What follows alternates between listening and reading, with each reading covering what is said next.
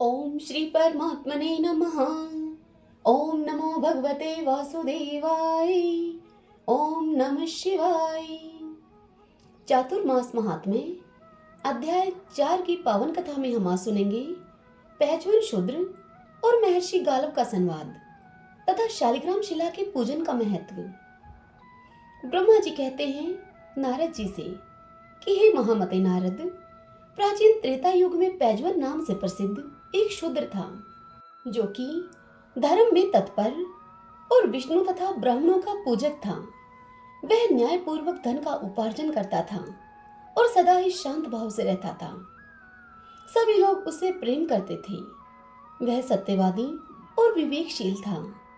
उसकी स्त्री समान कुल में उत्पन्न, धर्म पूर्वक विवाहित तथा शुभ आचरण वाली पतिव्रता स्त्री थी। वह भी सदा देवताओं और ब्राह्मणों के हित में तत्पर रहा करती थी। महात्मा पैजवन को पूर्व पुण्य के प्रभाव से धन की प्राप्ति हुई थी। वह पैजवन शूद्र सदा ही स्वजनों के द्वारा स्वदेश और प्रदेश में व्यापार किया करता था। अपने और दूसरे के धन से भी वह व्यापार करता कराता था।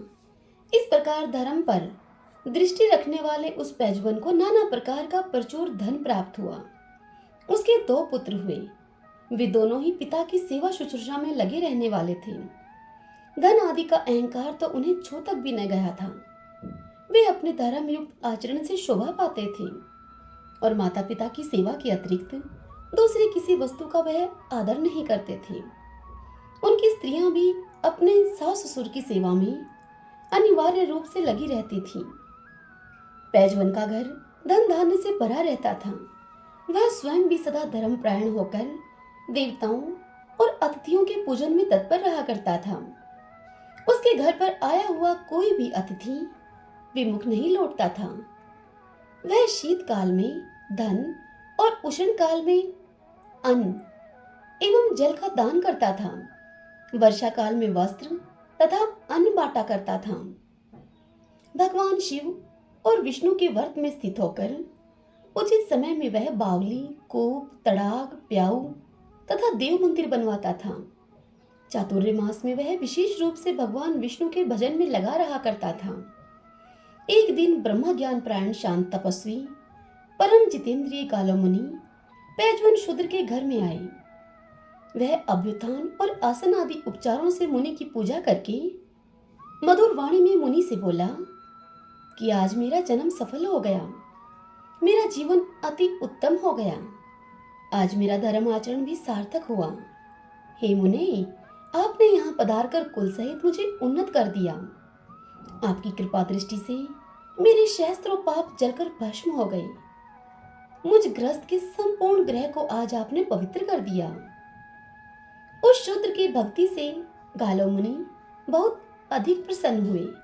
उनकी सारी थकावट दूर हो गई। वे हाथ जोड़कर खड़े हुए शूद्र से बोले कि हे सौम्य, तुम कुशलता से तो हो ना? तुम्हारा मन धर्म में लगता तो है ना? क्योंकि भाई बंधु, स्त्री पुत्र आदि सभी लोग स्वार्थ से ही संबंध रखते हैं। तुम गोविंद में सदा भक्ति रखते हो ना? दान में तो तुम्हारी रुचि है ना? क्या धर्म, अर्थ और काम संबंधी कार्यों में तुम्हारा मन उत्साह के साथ संलग्न होता है? क्या तुम भगवान विष्णु का चरणोदक प्रतिदिन अपने सिर पर धारण तो करते हो ना? भगवान विष्णु का भजन, श्री विष्णु की कथा, श्री विष्णु का स्तोत्र, श्री विष्णु का नमस्कार, श्री विष्णु का ध्यान और भगवान विष्णु का पूजन, यह सब भगवान के शयन काल यानी कि चातुर्य मास में किया जाए तो यह सब मोक्ष देने वाला होता है। ऐसा कहते हुए मुनि को प्रणाम करके शूद्र ने फिर उनसे कहा कि हे मुने, आपकी कृपा दृष्टि से ही मुझे इस आश्रम का पूरा पूरा फल मिल गया। तथापि मैं आपकी उपदेश युक्त वाणी को सुनना चाहता हूँ। आपके आगमन का क्या प्रयोजन है, यह कृपा करके मुझे बताइए। यह सुनकर गालव मुनि ने उस धर्मात्मा एवं सत्यवादी शूद्र से कहा कि इधर तीर्थ यात्रा में लगे हुए मुझे कई मास व्यतीत हो गए। अब चातुर्मास आ गया है, अतः अब मैं अपने आश्रम को जाऊंगा। भगवान नारायण की प्रसन्नता के लिए आषाढ़ शुक्ला एकादशी को अपने घर पर चातुर्मास का नियम ग्रहण करूंगा मैं। यह सुनकर पैजवन शूद्र बोला कि हे द्विजश्रेष्ठ, मेरे ऊपर अनुग्रह करके कोई ज्ञान की बात मुझे भी बता दीजिए। वेद में मेरा अधिकार नहीं है, वेद सार के जप का भी मुझे अधिकार नहीं है। अतः विशेषतः चातुर्मास में पालन करने योग्य यदि कोई मोक्ष साधक उपाय हो तो मुझे अवश्य बताएं। यह सुनकर गालो मुनि ने कहा, जो मनुष्य शालिग्राम में स्थित भगवान विष्णु का पूजन करते हैं, भक्ति उनसे दूर नहीं है, जिसका मन भगवान शालिग्राम के चिंतन में लगा हुआ है, उसके द्वारा जो कुछ भी शुभ कर्म किया जाता है वह अक्षय होता है। चातुर्मास में इसका विशेष महात्म्य है। जहाँ शालिग्राम शिला और द्वारका की शिला दोनों का संगम हो, वहाँ मनुष्य के लिए मुक्ति दुर्लभ नहीं है। जिस भूमि में सैकड़ों पापों से युक्त मनुष्यों के द्वारा भी शालिग्राम की शिला पूजी जाती है, वहाँ यह शिला 5 कोस तक के प्रदेश को पवित्र कर देती है। यह शालिग्राम शिला तेजोमय पिंड है, साक्षात ब्रह्मा स्वरूप है। इसके दर्शन मात्र से ही तत्काल सब पापों का नाश हो जाता है। हे महाशूद्र, शालिग्राम शिला की उपस्थिति से सब तीर्थ और देव मंदिर पवित्र हो जाते हैं तथा समस्त नदियां तीर्थों को प्राप्त होती हैं।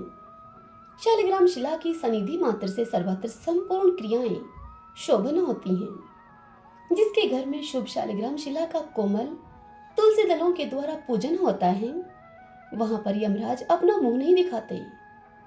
ब्राह्मण, क्षत्रिय, वैश्य तथा सच शूद्रों के लिए उनको भी शालिग्राम शिला के पूजन का अधिकार है।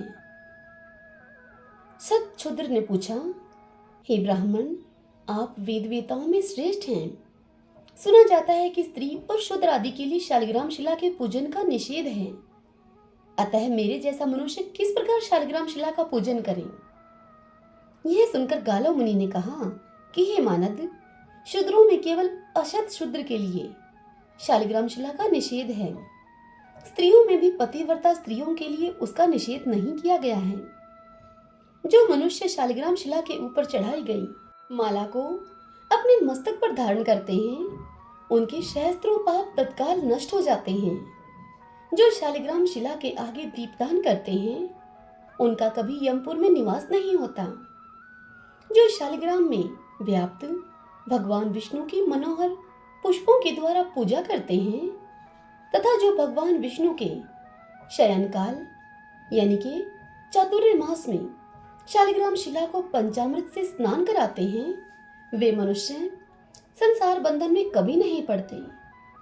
मुक्ति के आदि कारण निर्मल शालिग्राम आगत श्रीहरि को अपने हृदय में स्थापित करके जो प्रतिदिन भक्ति पूर्वक उनका चिंतन किया करता है, वह मोक्ष का भागी होता है।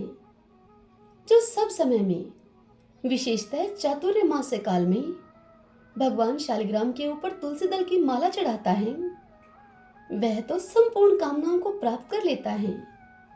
तुलसी देवी भगवान विष्णु को सदा ही प्रिय हैं। शालिग्राम महाविष्णु के स्वरूप हैं और तुलसी देवी साक्षात लक्ष्मी हैं।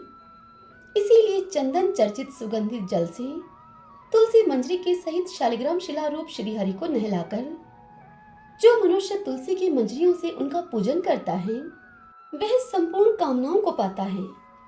उत्तम पुष्पों से पूजित भगवान शालिग्राम का दर्शन करके मनुष्य सब पापों से शुद्ध चित्त होकर श्रीहरि में तन्मयता को प्राप्त होता है।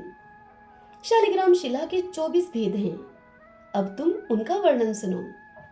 पहले केशव है, उनकी पूजा करनी चाहिए। दूसरे मधुसूदन हैं, तीसरे शंकरषण हैं, चौथे दामोदर हैं, पांचवें वासुदेव हैं, छठे प्रद्युम्न हैं, सातवें विष्णु हैं, आठवें माधव हैं, नौवें अनंत मूर्ति हैं, 10वें पुरुषोत्तम हैं, 11वें अधोक्षज हैं, 12वें जनार्दन हैं, 13वें गोविंद, 14वें त्रिविक्रम हैं, 15वें श्रीधर, 16वें हर्षिकेश हैं, 17वें नरसिंह, 18वें विषवयोनि हैं, 19वें वामन हैं, 20वें नारायण हैं, 21वें पुंडरीकाक्ष हैं, 22वें उपेंद्र हैं, 23वें हरि हैं और 24वें श्री कृष्ण कहे गए हैं।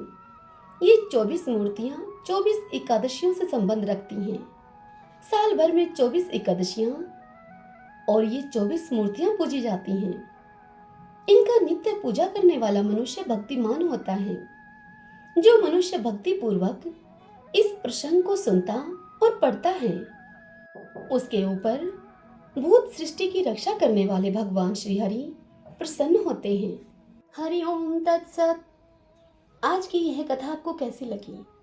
यदि आपके लिए यह उपयोगी सिद्ध हो तो इस वीडियो को आप लाइक करना और कमेंट बॉक्स में ओम नमः भगवते वासुदेवाय लिखना।